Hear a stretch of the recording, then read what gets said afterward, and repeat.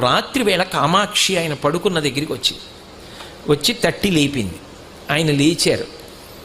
కేశపాశాన్ని తీసి ఇలా చూపించి ముట్టుకో అంది. ఆయన ఇలా ముట్టుకున్నారు. జిగురుగా ఉంది. ఏమ్మా జుట్టు జిగురుగా ఉందన్నారు. పాలు పోసి వెళ్ళిపోయావు అంది. అమ్మా నీ గుడి పునర్నిర్మాణం చేయాలని తాపత్రయపడ్డానమ్మా అన్నారు. ఏమయ్యా గుడి పునర్నిర్మాణం చేయడానికి నువ్వు సంపాదించాలా?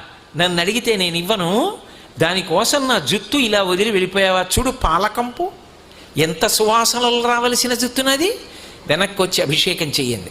రాత్రికి రాత్రి ఆయన బ్రిటిష్ ప్రభుత్వం వారిని అడిగారు తలుపులు తీయమని. తీశారు. వాళ్ళ గౌరవం కొద్ది, వాళ్ళకి ఆ గౌరవం ఉండేది.